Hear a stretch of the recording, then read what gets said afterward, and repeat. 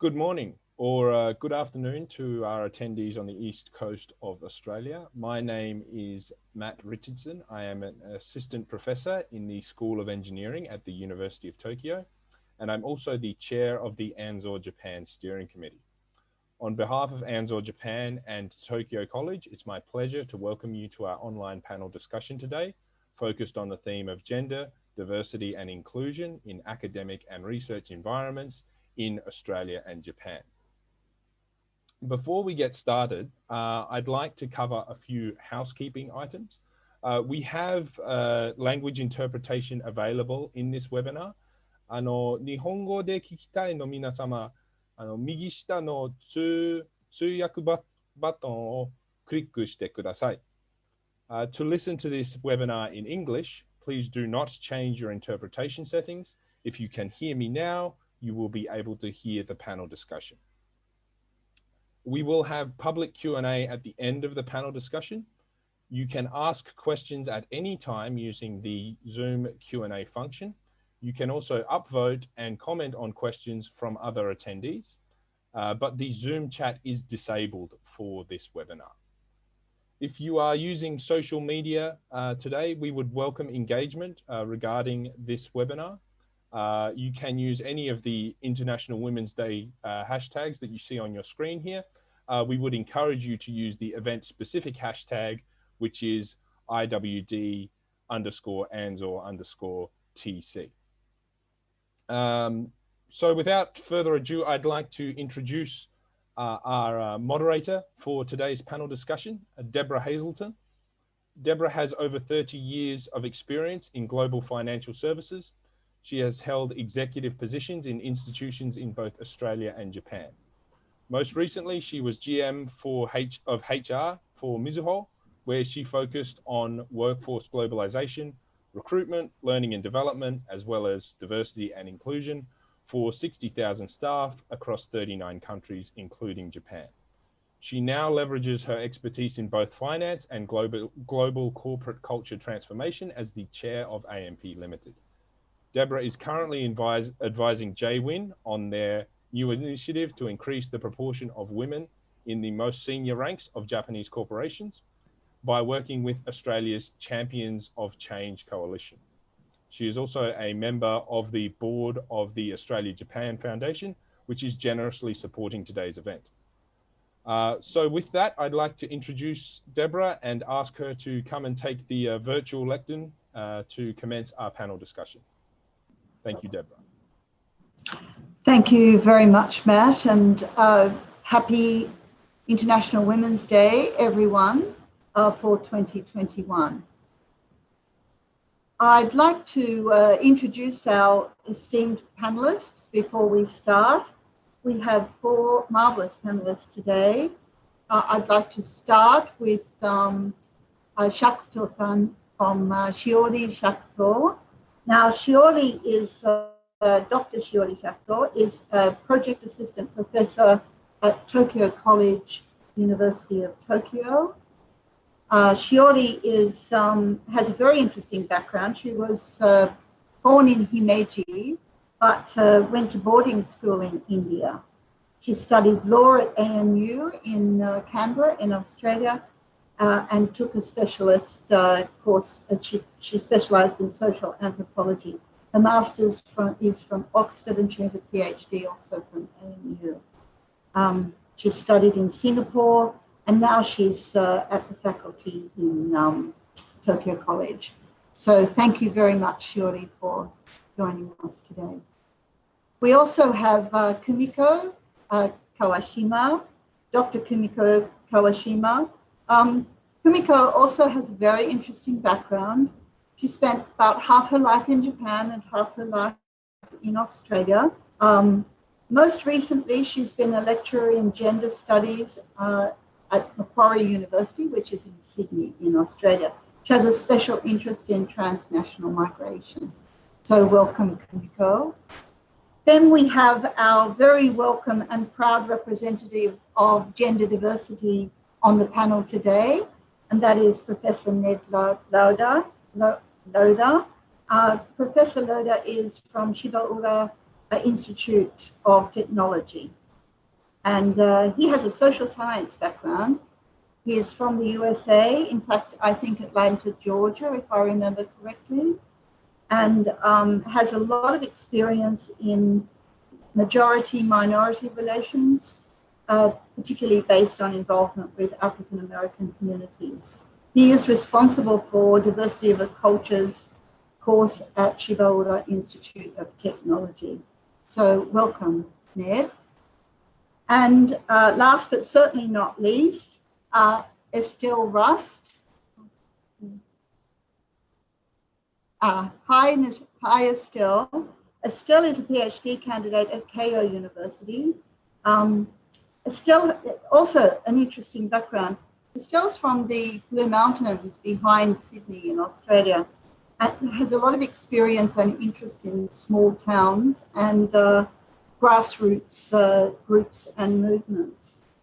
She was an undergraduate at University of Sydney and she did her master's at Keio. And at the moment she is working in the research field in anthropology. She has a special interest in buildings and cultural trends of women, particularly at the moment in Japan, visiting museums. So we'll hopefully get to that later. So welcome to Estelle as well. And I'd like to ask each of our panelists just to give a couple of minutes on your thoughts about the topic today, which, as Matt said, is gender diversity and inclusion in particularly the academic and research field in Japan and Australia. Shiori-san, could we start with you, please? Sure, definitely. Thank you so much, Deborah, for your kind introduction.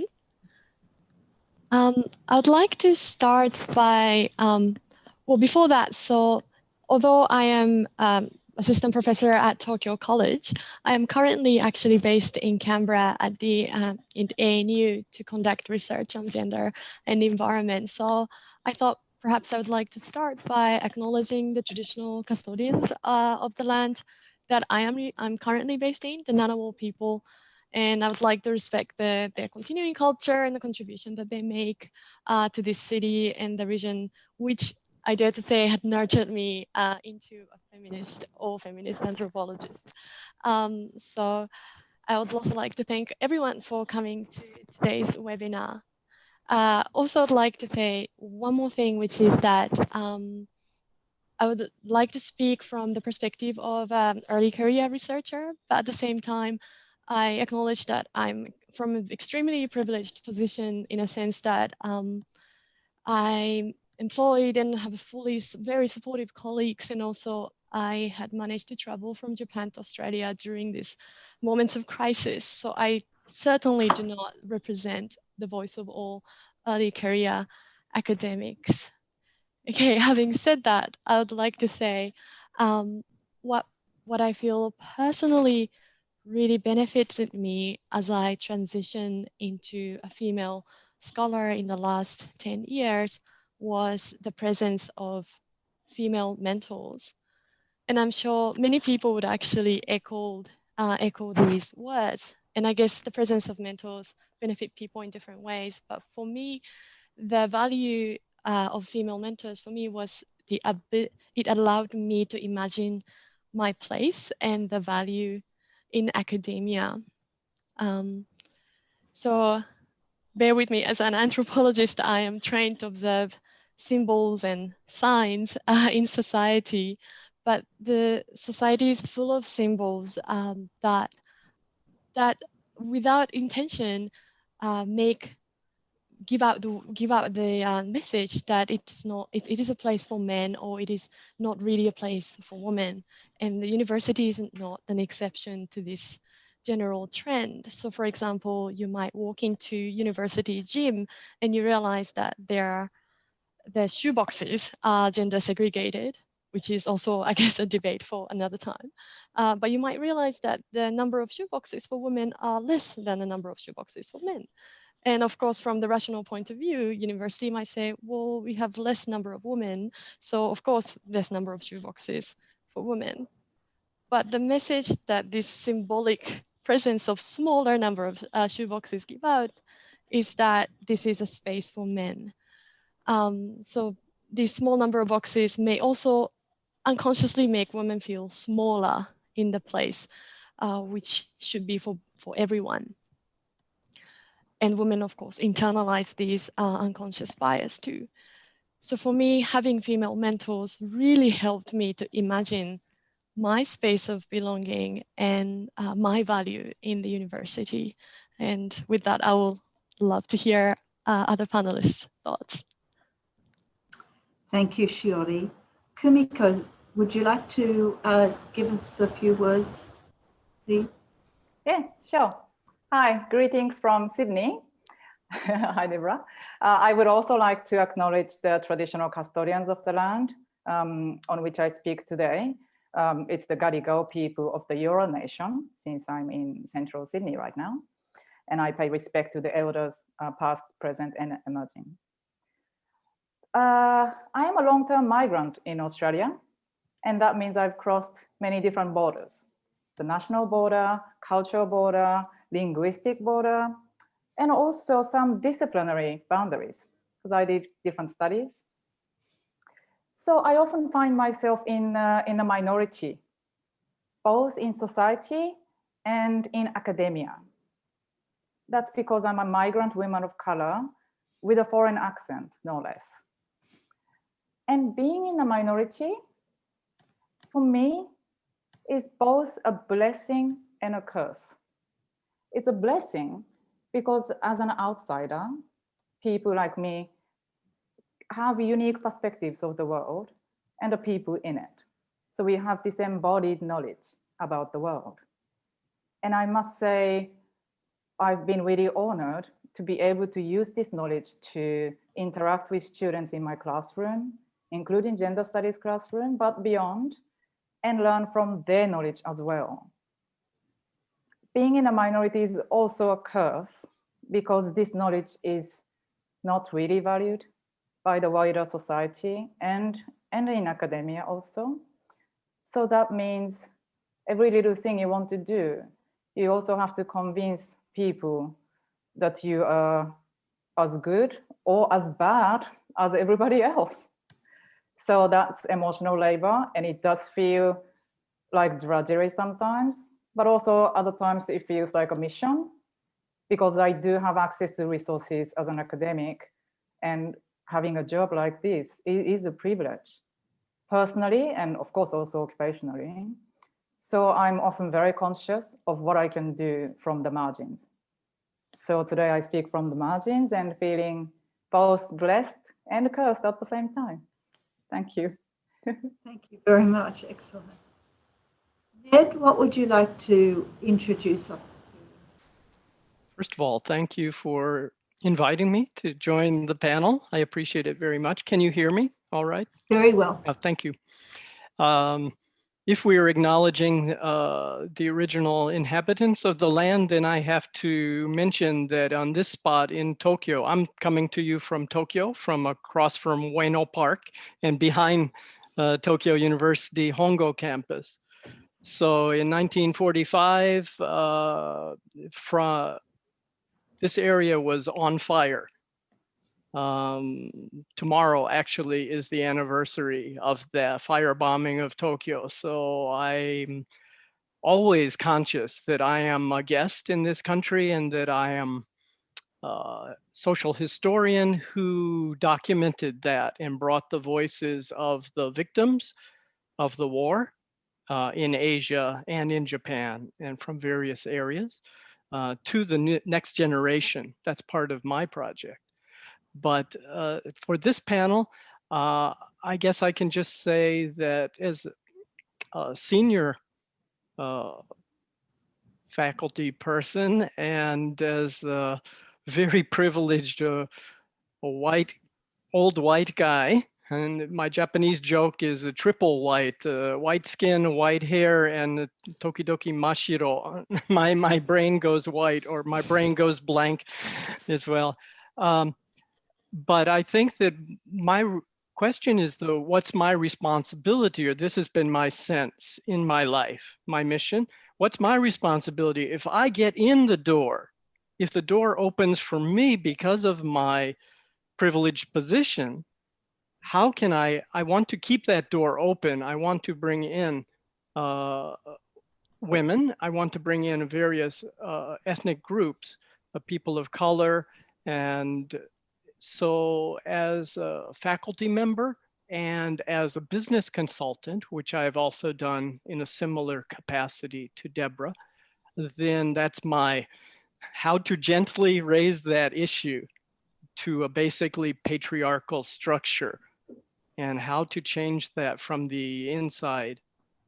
So I'm a bit of an outsider, but I'm also can be accepted as an insider because of my actual biological identity, for whatever that's worth, which I think is not much. But anyway, so sorry for the long introduction, but that's my point of view.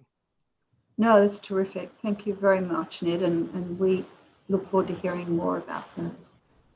And Estelle, could you give us some thoughts, please? Yeah, so thank you for your lovely introduction and for everyone's thoughts so far. It's been really interesting to listen to. I just want to say up front, my connection is not handling this well today, so I apologize if I drop out suddenly. And yeah, so I'm Estelle, and I'm giving the perspective of a student here in Japan, who's also had some experience as a student in Australia, but all my research experience has been here in Japan. And in preparation for this, I actually reached out to a lot of undergraduate and other graduate students to get their perspectives, because I also feel very privileged and very lucky to be with my advisors in the campus that I am at, which is quite focused on diversity and inclusion. But even in this very lucky position or very privileged position, I do want to echo what Shiori said about seeing leadership and seeing women in positions that we as students can think of as attainable for ourselves. When they're not there, that was the common theme from everyone I spoke to about why they might not want to continue in academia. So that was, just wanted to reiterate that point. And then for my own research as well, because I'm doing a social anthropological research and I'm looking at young women, I'm also looking at young women's interests. And I feel as a researcher student, I'm constantly defending the value of my research against male professors or other people who don't see women's interests as being valid or coming from an authentic place. So I think that is also something that could be addressed and should be addressed further. So thank you. Wow, well, we've got a lot to talk about today. And so I think we should go straight to questions and answers. I would point out that, so I've got some questions planned.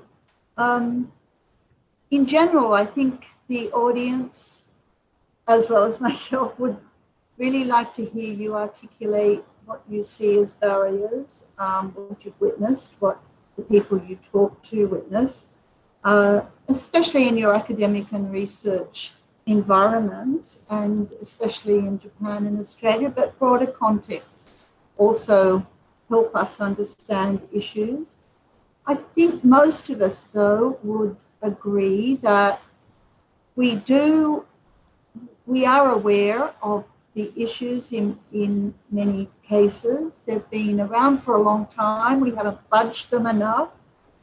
So it would be really good to, at the end of this panel session, to go away with some ideas about what we think might work to accelerate the activities we need to embrace to address some of these issues. So I think the value in today's panel, and certainly hearing from wonderful people like you about your experience and your research, is what we can share to address what we see is still a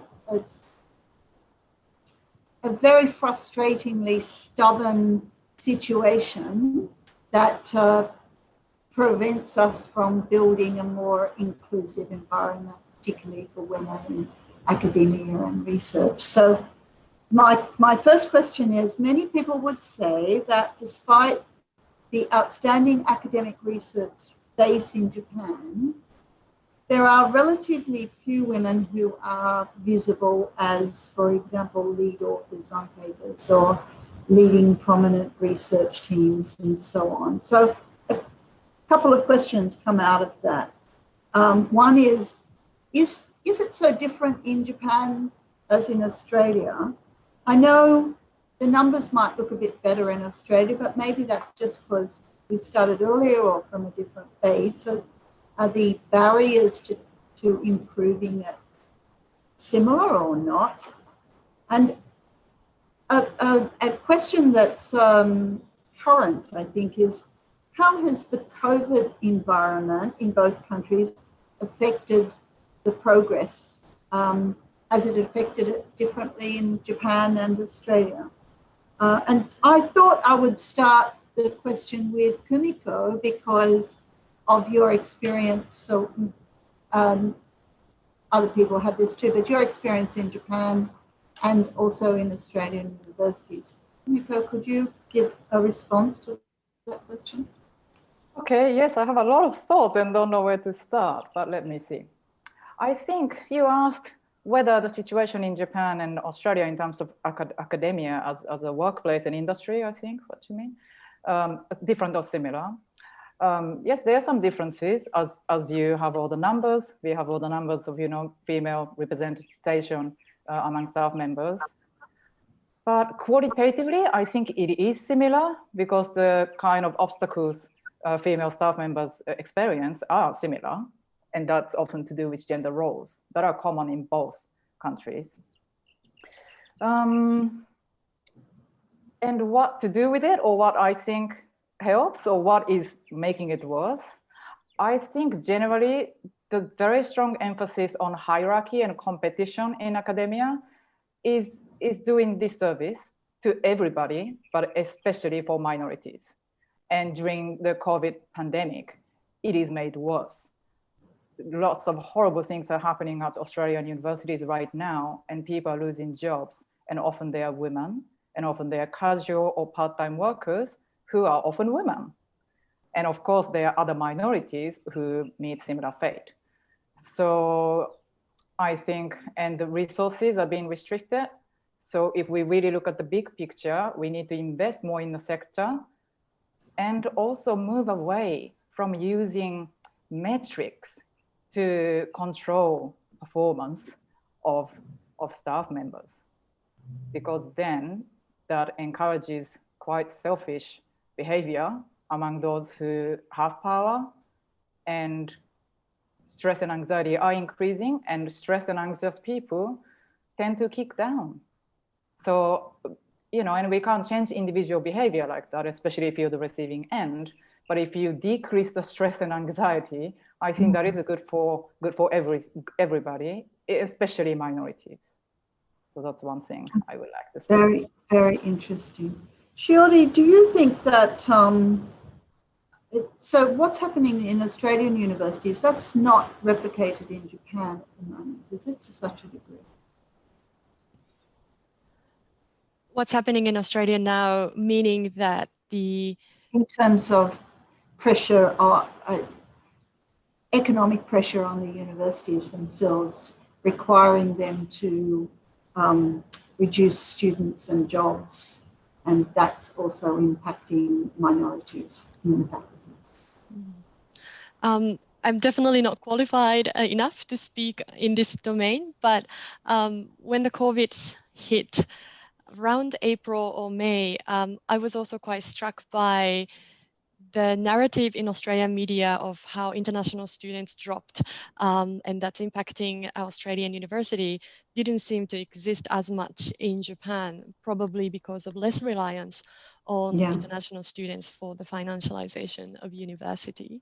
Therefore, personally, I haven't seen that, but again, it might be that it's happening and I'm just not aware of it. So I probably would not comment on that. Um, Do you have some other comments to make on Kumiko's observations, Shiori? yeah, definitely. Well, I completely agree with her about the model with which the academia is based, the metrics, the competition, um, significantly disadvantages women in academia. So there has been a lot of research done during COVID to track the publication record by women and men. And what they have found is that in terms of the number of publication, it just went up and up. I suppose a lot of people have more time not going to fieldwork, etc. But what they realized is that the number of men publication by male single author increased. Number of female authors also increased. But if you look deeper, the number of female single authored paper dropped compared Oh, to the previous years. And so the research is now suggesting, oh, it's because of two reasons. The first reason is, of course, COVID put more pressure on women in their home and a family to do more work. But also, women are asked to do more housework of the university. For example, looking after the distressed students transitioning into online teaching or was hybrid teaching, which literally means you have to prepare for both type of lectures. So this metaphor continues of housework, invisible labor in the domestic space and in university, and women are shouldering these invisible labor. So I think that's impacting women for sure. how interesting. And Ned, have you noticed in your institute a big change with COVID in Tokyo, or have you seen any of these trends play out being based in Tokyo? Because my institution is an institute of technology, I think we transitioned to online very, very quickly. So by May, there were weekly faculty development seminars in April, starting in April, actually, last year.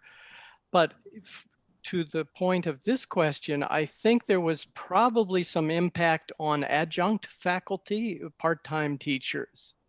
So I think that there's already a general move away from hiring as many adjunct teachers. So COVID meant that full-time faculty should be shouldering more of the responsibilities for courses and also for the administrative work, or what Shiori-san has mentioned as the housekeeping within the university. So I think the full-time faculty had more duties. But I don't know. I think it's case by case in Japan. Each university has a different policy, and then national universities may be quite different. Mine's a private university. And is there a gender bias in the way that work is shared, do you think, Ned? Certainly in your institute. I haven't noticed, maybe because I'm not a woman. So nobody asked me No, to. I think you're sensitive enough to have noticed anyway. You know, I think that I was hired to help launch a new program. We have the Innovative Global Program, four-year engineering program in English. So we are recruiting students from international high schools, okay? And we've hired many international faculty from 16 different countries. And out of those international faculty who have been hired in the past 3 years for the program, it's quite a high percent, 39%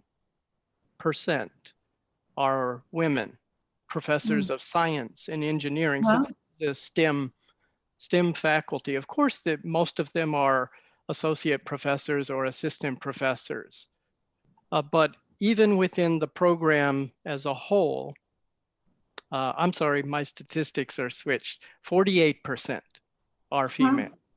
48%. But in the program as a whole, which means veteran lab directors and tenured faculty, then 39% in our program are women. But for the university, I don't have the updated statistics. I think it's somewhere around 22%, but I'm sorry, that's the information is not so updated.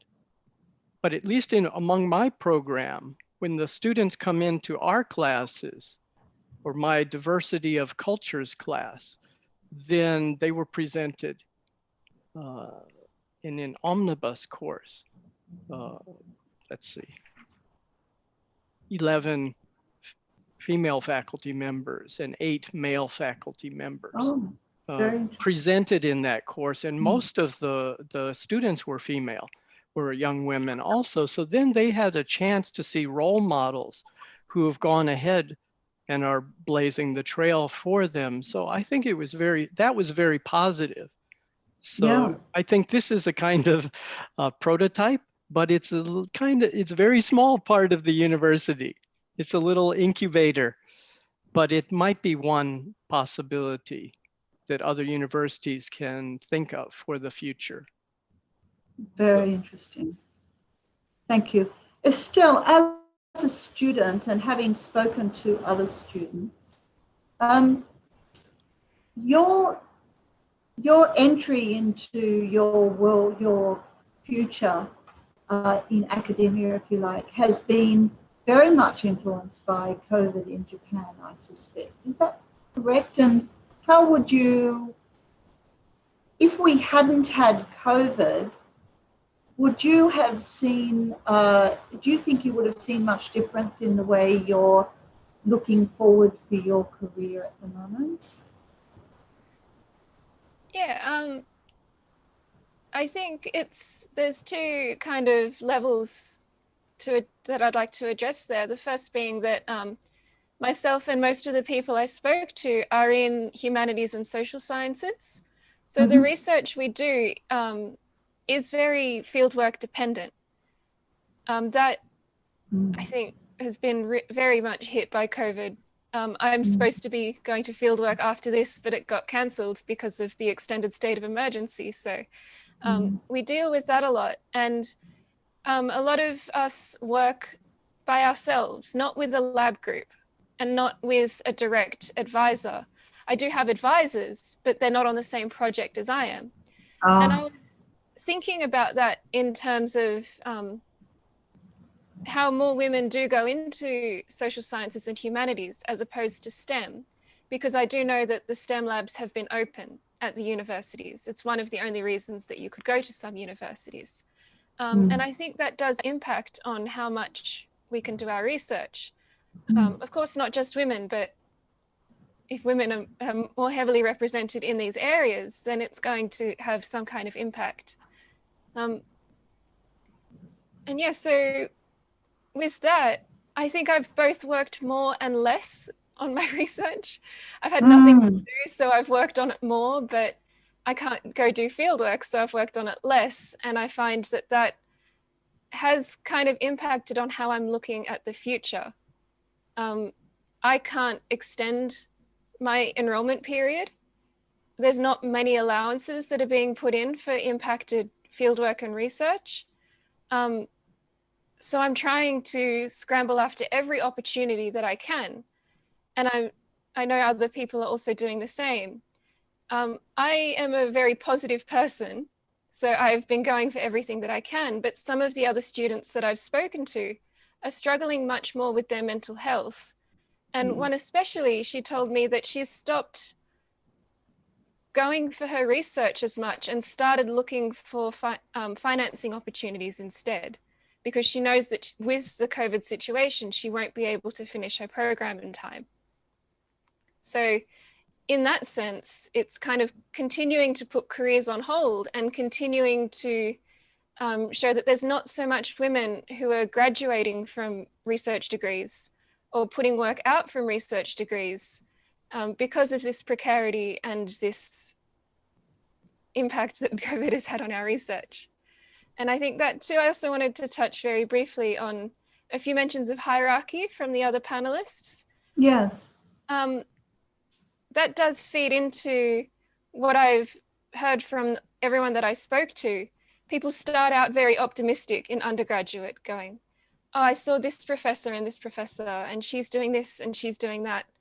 But as we continued up the hierarchy and into the graduate schools and the research degrees, there's less and less and less visible women. And then that really did impact on people's mental health, especially in this situation. Wanting female advisors that understand the invisible labor aspect of not just our lives, but our research, our work with the universities. So I think that also is being very strongly revealed by COVID, that the already less visible women in these higher hierarchy spaces are becoming even less. And I did feel a very stark difference between the undergraduates and the graduates when it came to their positivity for the future from this Very issues. Very informative. The question of women, female role models is not only a big issue in academia and in the research communities, but in corporate Australia as well as particularly corporate Japan. And it's something that worries me, has worried me in the past and still worries me. And as you say, it could be becoming even more of a hurdle, of an obstacle for future generations of women. So I'd like to throw this open to anyone in the panel who would like to help me answer the question around how do we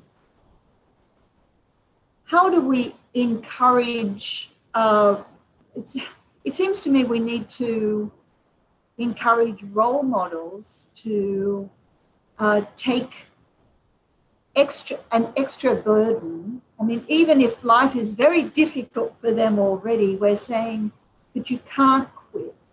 You can't not put yourself forward because there are all these women behind you. And I'm talking about women today because it's International Women's Day, but of course we're talking about all minorities or all people who feel a lack of power in various circumstances. So how do we help support the role models to survive, to then grow, to help address this issue? I think young people can be very helpful, but we need to maybe connect them to the generation that has the few role models in the first place, and then you go back to the hierarchy situation as much as other structural issues. So is there anyone on the panel that would like to comment on that for me?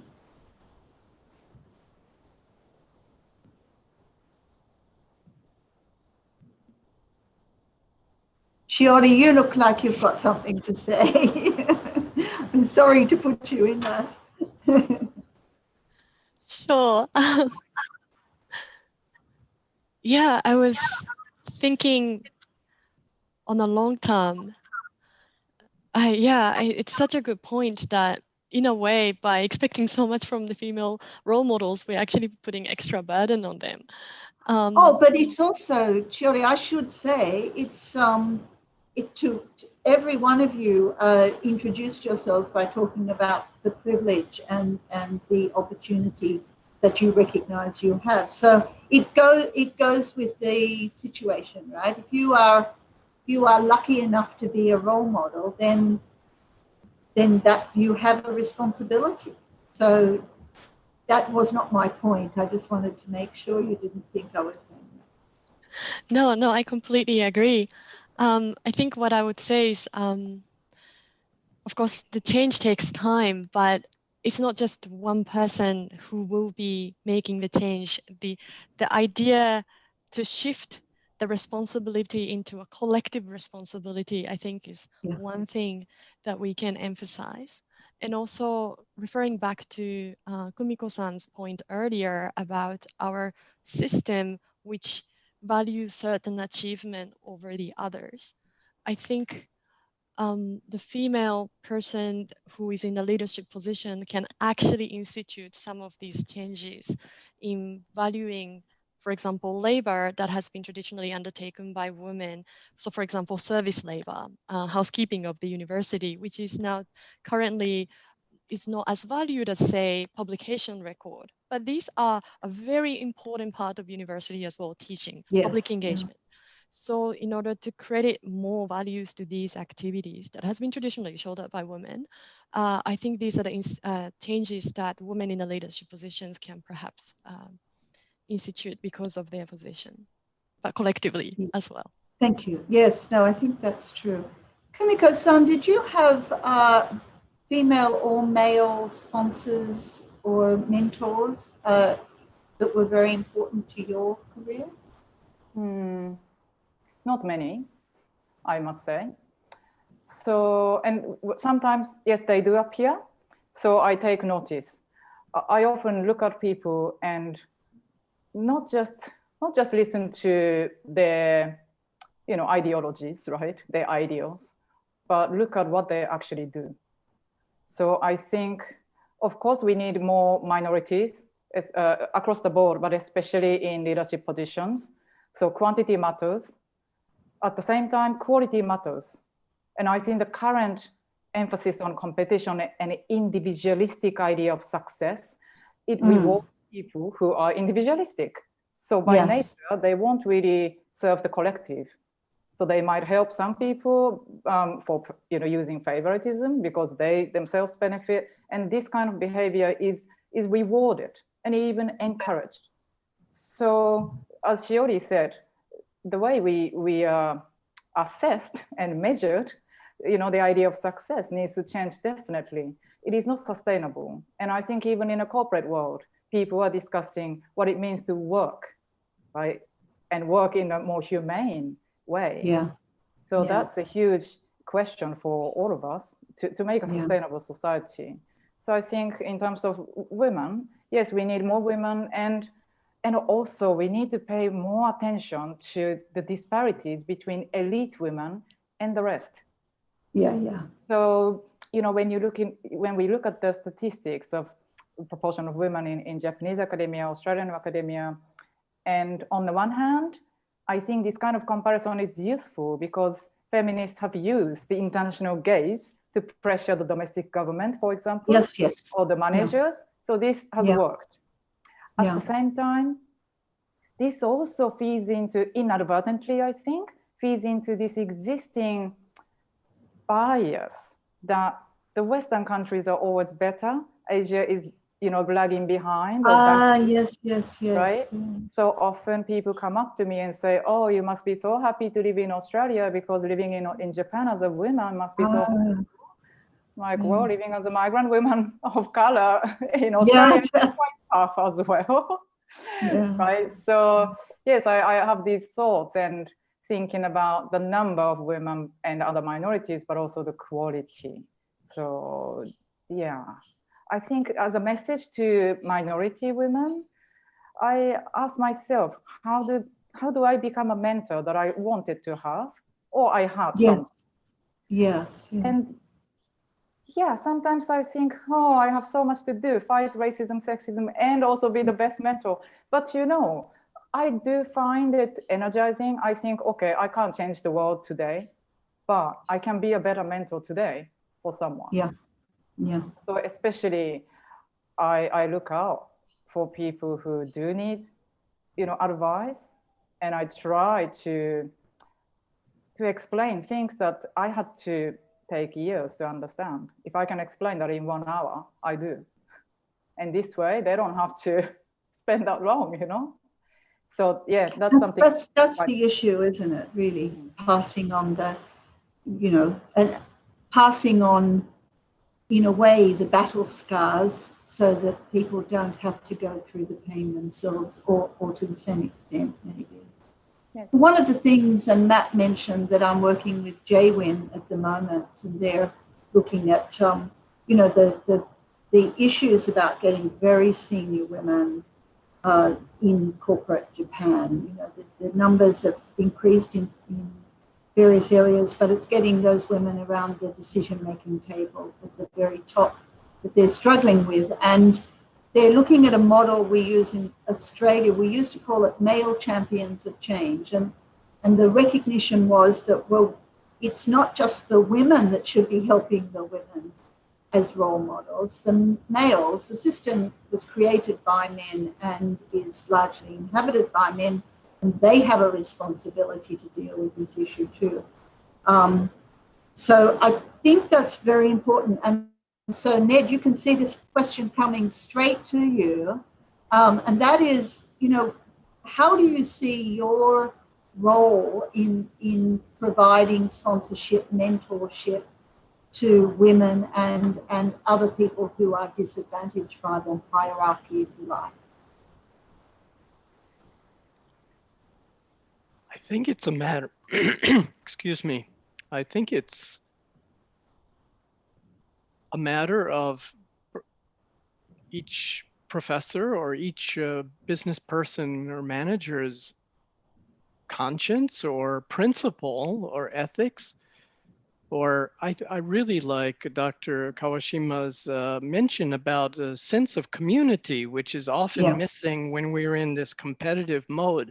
So I think that if there is that sense of we are teaching to liberate people, we're teaching to empower people, if we go back to that, and if we have that attitude in the classroom and when we're talking one-to-one with students, then I believe that that will help them to grow. That helps to nurture them. They can trust us. If we can create the space where they feel safe to express their identity, their opinions, their concerns, then we can support them. We may not always have a pathway for them, but at least we can open the dialogue. And I think it's important to do that in class. You know, no question is a stupid question. And especially working in East Asia, or I've been in Japan for more than 20 years, then after class, many students come up and ask questions, right? Because nobody wants to be embarrassed asking the question that in class, but also Japanese male professors didn't like questions, right? In the past, they don't want to be embarrassed by not knowing the answer, right? Because they're the authority figure. So if we can change that, how class is conducted for active learning that respects the students and creates a sense of dialogue is very important. The other is mentorship. And I think with COVID, I think we need to really study how mentorship is more important, because my guess is that in the future, we're going away. We're going to be like this. We'll have lab work and field work, and then we'll be on screens together. So I think the traditional classroom may be coming to an end in some sense as well. So I think mentorship is very, very important. Yeah, I think you're right. And then role model. Sorry. Go on. Go ahead. I'm finished. Thank you. Thank you very much. No, I agree. And back to Shiori-san's point about the need to look at it from a collective point of view, I'd be interested in what Estelle thinks about, particularly given her interest in, ground roots, opportunities to drive change. At KO, are you seeing, groups of students, or groups of young academics or researchers looking at these questions as in terms of how they can collectively provide a solution? I'm not sure how much this is on a gender issue, but I do know that a lot of the international students, most of which are women, at my campus at least, have been banding together to try and form groups, to try and get support from each other. One common thing that we all say when we meet other international students and other graduate students on campus is how alone we feel, especially in the social sciences and humanities. So I think that this institutional or broader systemic issues impacts every minority in that sense. International students are a minority on the campus. And we all do really want change. But one thing that has been, even though we talk about all these initiatives and we set up line groups, we try and find chats, we try and find time to meet up together to support, a lot of us are just extremely tired with the work that we already have to do. And I think that comes from because we are doing so much and we are doing it all alone. Even though we want to make organizations for change, it's without institutional support, it's very, very difficult to get that done. Thank you, which is a sad answer, but a very good segue to my next question, which is, where are you seeing institutions step up, and where are you seeing examples that can be followed by other institutions? I was having a look at some of the different universities in Japan, and I know the Australians are also trying to deal with, for example, gender diversity and inclusion initiatives to try to address some of the things we're talking about. Where have you seen good results that we could learn from? And maybe, Shiori-san, can I go back to you and ask if you've seen any bright spots for us to talk about? Sure.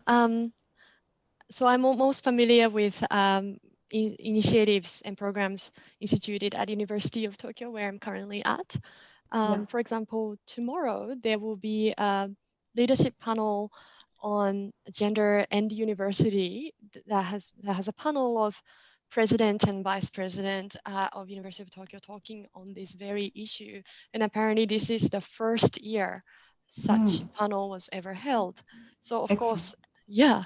So I think, of course, there's a panel and then there's actions and there are so many layers and you have to do a lot more. But I think that kind of signals positive change as well. So that would be my, the institution-wise. And within the disciplines, I have also many examples where the change is happening, but I might just leave that for now. Thank you.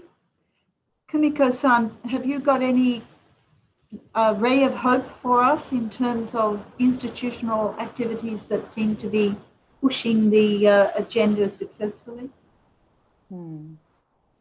Yes, I think having formal policies from, anti-discrimination policies, or I think these inclusion policies, these things are important because once they are there's the language, you can create internal pressure to hold the top management accountable, or at least you can try, this is your own policy. So obviously having that is very important. So that formal channel is always, I think, important. Of course, that's not enough, but without it, it's even more difficult. So that's something Australian universities have been doing, and creating diversity and inclusion committees, things like this. And of course, there are internal critiques of these activities too. They're not, not going far enough, or people do it for, ticking boxes. But having them as tools, I think, are a very good thing. So I'm less knowledgeable about the Japanese universities in this regard. So I would like to hear about some examples if anybody is aware. Yeah, no, I think so too. There are, so I think we would all agree that the cultural issues are more difficult to deal with, but surely there are some relatively easy structural issues around meeting times and, for example, recruitment, requirements for shortlisting, a diverse group of shortlisted candidates, or mixed gender, mixed nationality boards on the selection committee and so on. They, to me, seem quite simple to institute, and they will at least address some of the issues for us, I would think. And that's probably what I'm thinking you're looking at, Ned, as part of your program. Is that right? Actually, maybe I'll just Yes, go on. I'll just add this. Because I was coming back to academia after business consulting, then yeah. I was not hired as a researcher, but as someone to help launch this program. So because of this unique position that I'm in, then I've been on the president's hiring committee. So in the past 2 years, maybe 40 times for interviews with new faculty members. But I'm not in the core. The Japanese, the interviews in Japanese go first with a large group of faculty members, but they always include women professors. And then it comes down to the English interview, usually a formality, but sometimes we actually have the choice. So the president of the university and the deputy president, who is an Indian professor, and myself, and then other professors in the field. If a candidate is a woman, there is always a senior professor who is a woman and on the panel. And if there's a choice between a man and a woman, there is as a candidate, there's always the senior female professor always has the weight of the vote on which candidate is preferable. And the president always asks male candidates what they are doing to enhance or advance gender equality in their career.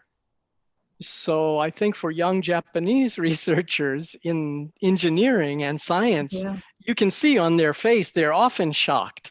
What have you done in your life to promote gender equality in your field? But the nice thing, the pleasant surprise for me was that most of them could respond.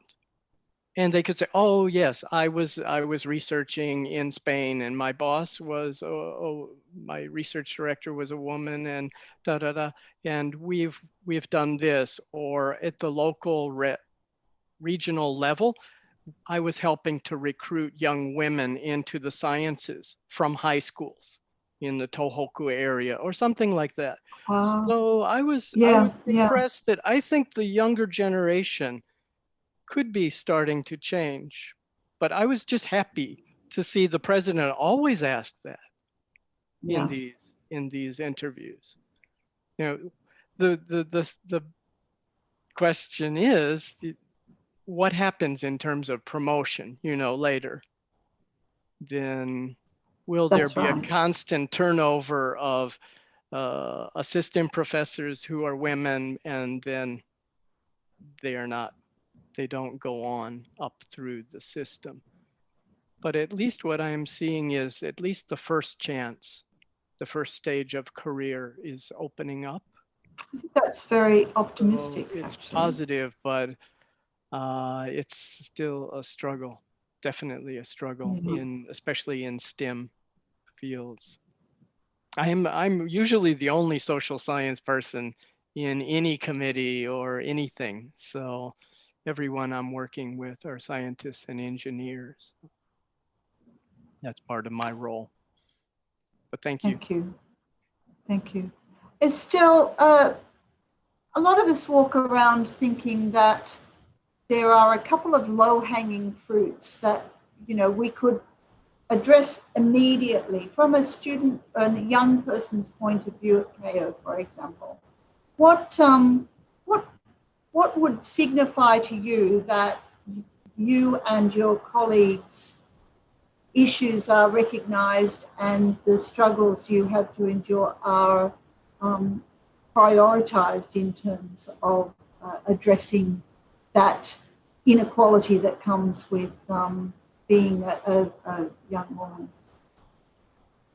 I think the biggest thing that I noticed personally is how many of these low-hanging fruit solutions just are completely ignored by the people who can actually implement them.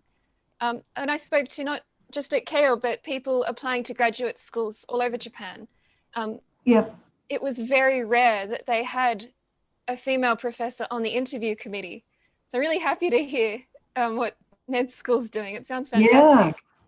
I know I had a female professor on my interview committee, but she's my advisor, so she had to be there. Quite a few said that they were very shocked that there was no women in their interview, and that affected their performance, they felt, because they were quite put off or feeling that there was no place for them in that. So that was one very simple thing that hasn't been picked up by a lot of universities. And another is that even though a lot of universities, especially on the undergraduate level, and my campus is good for this, have classes directly focused on fostering diversity. They work with businesses, a lot of the labs, on diversity initiatives for women, for minorities, for all of these things. But sometimes that's not picked up by the corporate partners. We have at SFC, at my campus, we have an open research forum. And it's like a combination for high school students to come see what's happening at the campus, and also for industry people to come and see what research is being done. And I remember we had an exclusive like after hours section only for the corporate leaders. And the group next to where I was presenting was about discrimination and gender-based in the workplace. And not a single person invited to this special open went to their booth. And I was talking with one of my classmates who's another female PhD student, and we were shocked. We thought, this is so easy. It's right there. They've done the research. All these people have to do is come and listen to them talk. And no one was there the entire time. So that's, I think, it's baby steps, getting people to recognize that there are very simple solutions, or very simple, not solutions, but things that they can put in place to be nurtured into solutions. You do actually still have to take that baby step though. Yeah.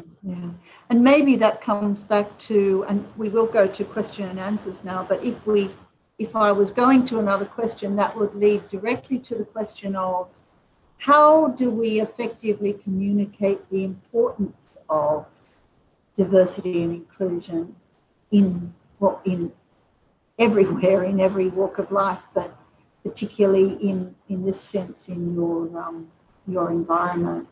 So, and maybe that'll come up in the questions and answers. So I'm not quite sure, Matt, if you're going to help me here see the questions. Deborah, if you click the Q&A button at the bottom of your screen, you'll be able to see a list of questions. Perfect. Thank you. So I've got a question from Rebecca Carlson.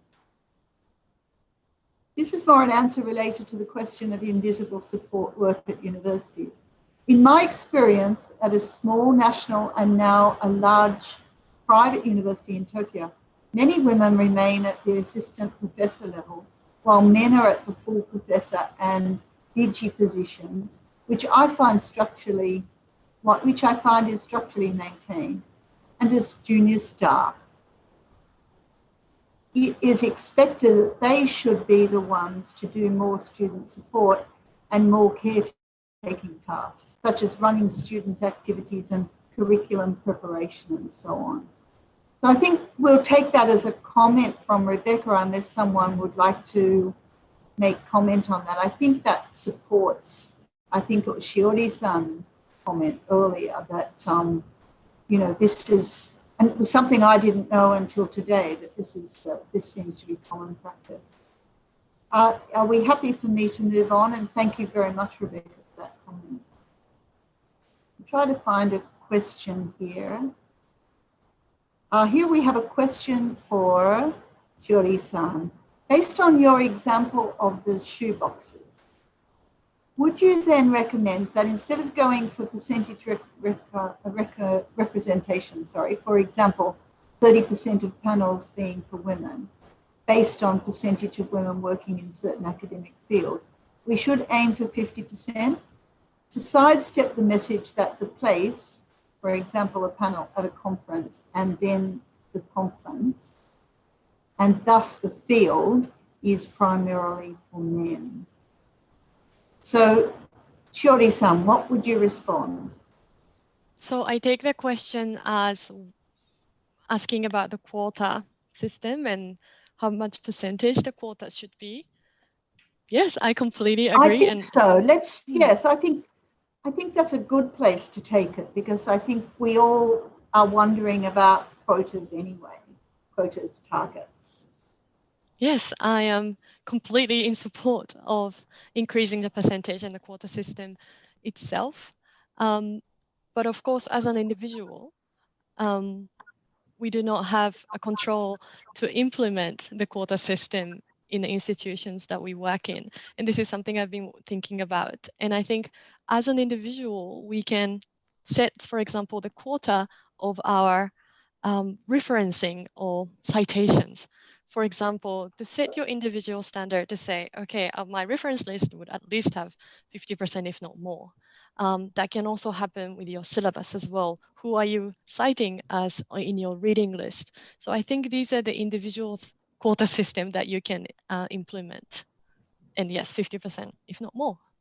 That would be my answer. Great.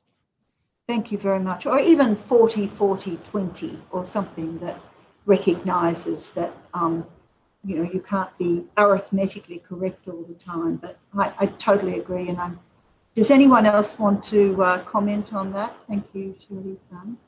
We'll go back to, I have, so here we have an interesting question. As a researcher in LGBTQ plus health, I am interested to hear any comments or observations about the presentation of gender minority groups in Japanese academic settings. Is it okay for faculty members to be open about their gender identity and sexuality? Thank you.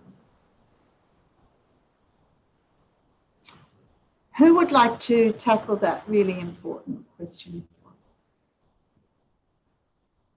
I can just share my simple observation. Well, I think nothing you say is simple, Kumiko-san. Okay. Whether it's okay or not, I don't know what you mean by okay, but they are openly out scholars, yes. And they are trailblazers. And yes, many of them actually have very interesting comments on Twitter and informing the public, not just academics. So I definitely recommend you to find some of these people. Great. Any other comments?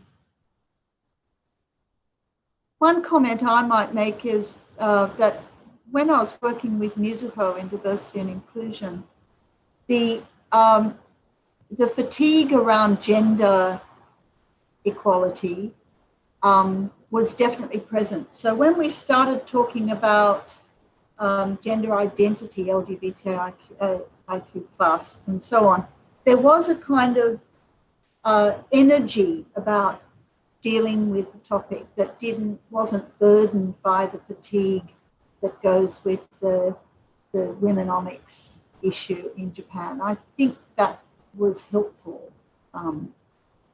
That would be my comment. Now we have a question from Jenny Corbett. I understand the frustration with metric. Oh, I'm sorry, Ned. Please go ahead. I'll just to speak on the LGBTQ question, then as a, can I say, cis het man who uses pronouns for he and him. So if I go to other conferences, we put that on our name tag, right? But I think that maybe the researchers that Kumiko-san is referring to might be working in social science and in fields like that. I think it's quite different if an engineer is coming out or someone in a different field is coming out, then they may have more difficulty. I've felt that there's a general denial in Japanese universities and business. And I had a trans student who on graduation asked me, can I stand in as the student's father because the father refuses to come for the photo or to the graduation. So I think it's still a tremendous issue and a tremendous place of conflict. And in a business seminar, when I was opening this up, then two men came in at the end and they didn't identify, but they just said, we went to university together, we joined the same company, and we've never heard anyone in our life say what you said today. And we just want to thank you. So I was very pleased but surprised to hear that in the business context. I'm sorry, Kawashima Sensei, please go ahead. Yeah. Kumiko-san. Yes, thank you. You just reminded me of this very good trend in Japan, that many women's universities now accept transgender students. So this is sending a very good message. That's terrific, yeah. Yes, so this is to add to the things that are good that are happening today. That's terrific news, thank you. I'll go back to Jenny's question, which was, I understand the frustration with metrics for academic success, but there is an argument that well-constructed metrics, together with better support and opportunities for women and minority people, can be helpful because they can highlight inequalities but also celebrate successes. For example, Elsevier publication data shows Japanese women published more papers than men over 5 years to 2017, and they were equally cited as the men's papers. So this reinforces the message that that women are really productive members of academia and makes the low numbers more stark. ARC data for Australia highlighted the imbalance in grant successes by women in some fields and raised the question whether the grant system had unconscious bias. Does the panel think the problem is generally with metrics or with the way they are used and the fact that their messages are sometimes ignored? And maybe we'll go to Shiori-san on that one. Sure. I think it's wonderful that there are women who excel in these metrics. But I think, to answer Jenny's question, I think the metrics or the way with which the productivity, the idea of productivity itself is a very patriarchal concept. So in a way, it's asking, so it's ignoring the feminized value or the practices that has been associated with female labor.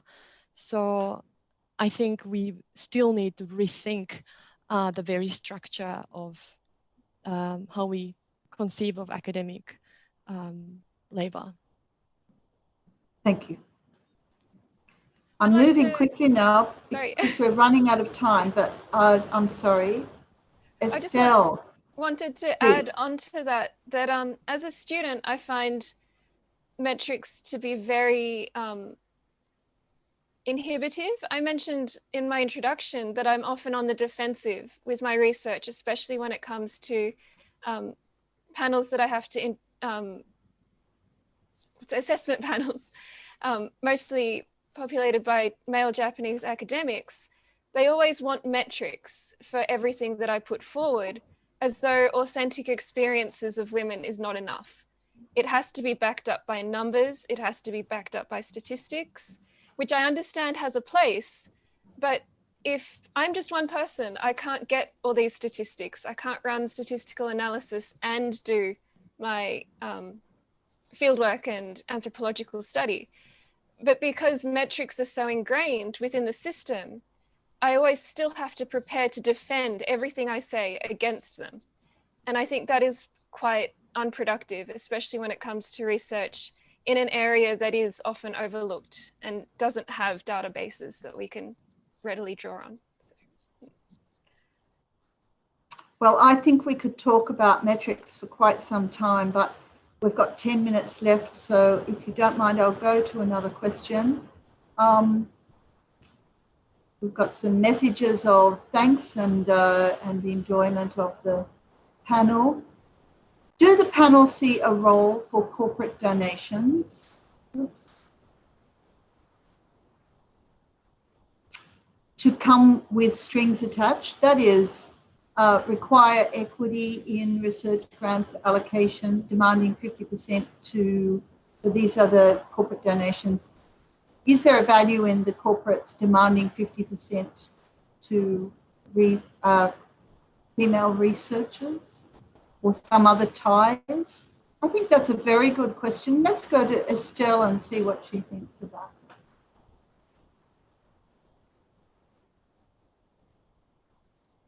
I don't have much experience with research grants other than the internal ones, which have been fairly evenly put out, I feel. I do have in my research areas, what I thought was interesting is that a lot of the museums I've been to that have women in the front-facing corporate roles are much more acceptive of letting me research with them. Oh. I think there are strings attached in that they expect me to be positive about them. Oh. But in the same way, I'm having a positive experience because they're actually recognizing the work that I'm doing. Yeah, so in fact, there is a positivity there. Yeah. I'll move on.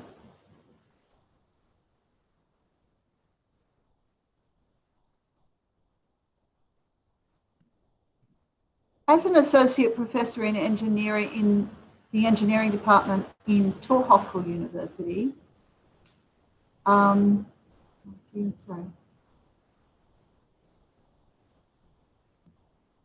Actually, I just read through that comment from Liz. Okay. Yeah, so I agree that it's very difficult in engineering. Can I just, Ned, share the comment with the audience? I'm sorry, sure. Yes. Having had quite a few interactions with Shiba Ura people at engineering education conferences, I can see that Shiba Ura is the exception and definitely not the rule. It highlights the benefits of flexibility in the private sector. The situation in national universities is very, very different. Congratulations to Shiba Ura Institute of Technology for its effort. It is not in any way representative of higher education in Japan. So I understand why you have read that, Ned, and we would love to hear from you.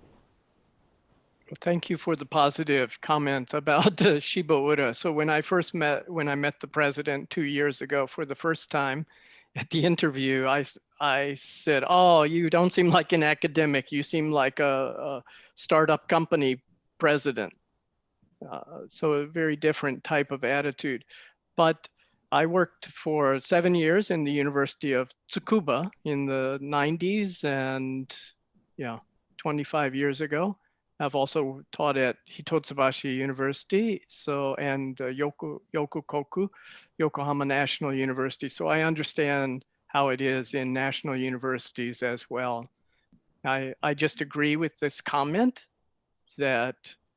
but my hope is that if Shiba Ura's program can be a model, and especially the program I'm in within Shiba Ura with many international faculty members and researchers, many women, and a truly diverse faculty. I just hope we can be a prototype. So to go back to the original question, I think that Deborah had about initiatives, there's a kind of common sense or logic. If you have if you have only this narrow cross section of human beings focused in a very narrow field with a very narrow point of view, your business or your university or your educational system will be tremendously limited or handicapped. Whereas there's a wide array and variety of diverse points of view that create synergy. So I think if this can be shown as having a benefit in business or academics, that's what I hope to break through. Thank you, Ned. And I'm going to use your advice then and your personal view about the situation and the importance of addressing the situation of diversity and inclusion in academia and in research institutions. I'm going to use that now to go to the other members of the panel and ask them, we've got a few minutes left, if you could just give your message to the audience. We had many questions, I'm sorry we couldn't get to, but I think it's, given the quality of the panelists we have today, I'd like to ask them to add some thoughts about what they would like us to do or think about going forward. So, Shiori-san, can I start with you, please? Sure. It's been an invaluable experience for me as well. I think the last message for me is two. One is, as an institution, try not to normalize gender inequality. I think that's one thing. Coming back to the example of shoeboxes, I suppose, normalizing of gender equality is something that can be addressed. The second one is revalue care work that is done both inside and inside the home and inside the university. I think COVID has basically made very visible this care work that has been very invisible since before that. So we can no longer erase these care work from our workplace. So revalue these labor. I think that will be my two last comments. Thank you. That's really excellent. Kumiko-san, would you like to give us some advice or the benefit of your thinking, please? Well, I would actually like to use this time to talk directly to those who feel they are in the minority. I think there are many people in the audience, and in fact, panel members also. I think just us hanging in here is already having an impact. There are others who watch that we are here, and that's sending a message that, okay, it's okay to be here like this. So I think minorities often feel this heavy burden that they need to be better than others, right? To be accepted and respected. But I think just us hanging in here every day, that's already good. And I really, for me, what has energized me is to find each other and connect to people through this shared marginality. And in every person, you can find marginality. So I think that's the place of vulnerability and discuss, and also hope. Okay, what can we do? So yes, that's my message. Thank you. Thank you very much. And Estelle, it's been really important for us to hear your voice, both as a younger person, but also representing the people that you kindly researched with before coming on the panel. So from your point of view and speaking for them, perhaps, what message would you like to leave today? Yeah, I was just thinking about that, actually. I think I've said a lot of negative things in, like, we're tired, we're alone, we're isolated. But for me, at least, that just shows places that we need to work on. And I'm very motivated to work on that. So I hope that in hearing just how tired some of us are, other people as well can think, well, this is something we need to change. And yeah, basically just that I agree with Shiori as well about the labor aspect to be more recognized, and Kumiko-san about everyone has a bit of marginality with them. I think recognizing that marginality and recognizing that even though we say we are alone, we're not actually alone. And it's can just be as easy as messaging a friend and saying, hey, I found this for your research. I think it's useful. That just makes me think, oh, I'm so happy now. Someone's actually paying attention to me, and I feel more motivated to work these kinds of thoughts. So yeah, I would just like for everyone to support the students that are working through, even if it's just through a friendly message. It's really helpful.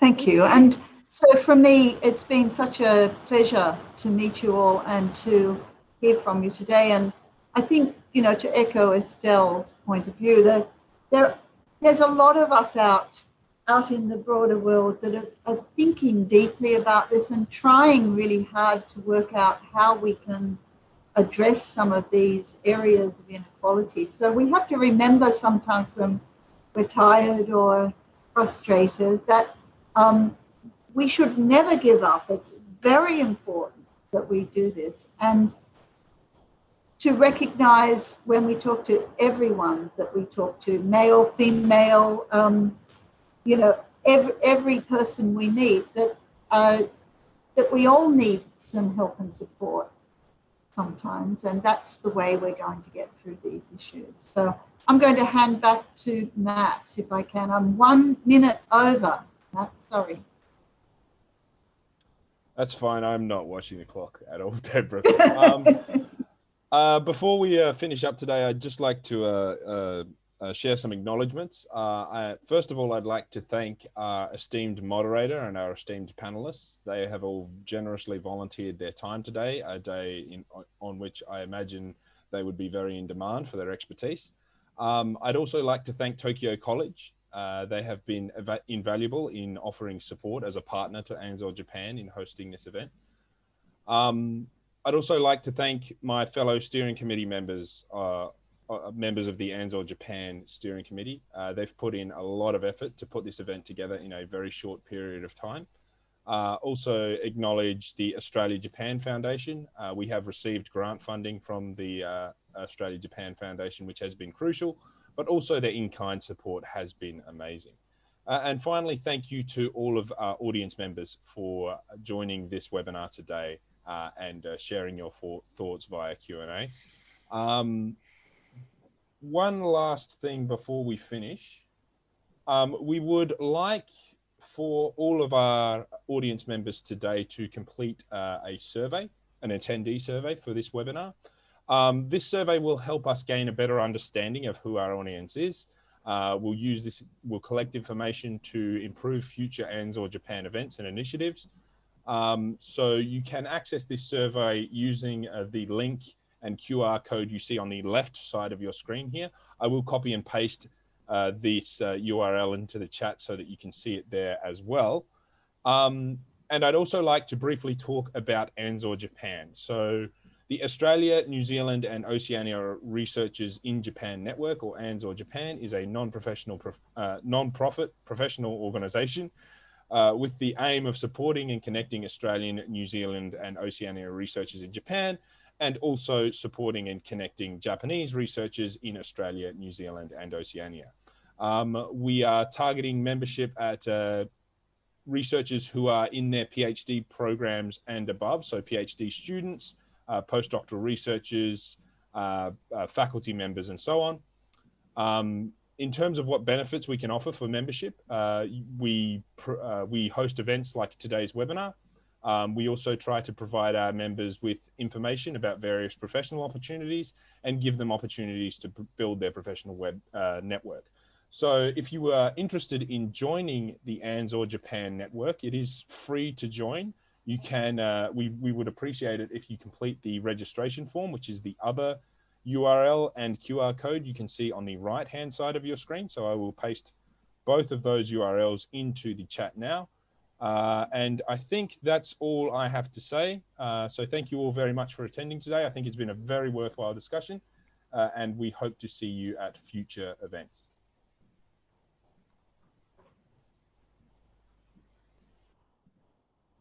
Thank you very much. I learned so much today. Thank you. Yes, me too. Thank you very much, everyone. Thank you so much. Thank you. Thank you from me as well. It was really interesting to hear everyone's opinions and thoughts.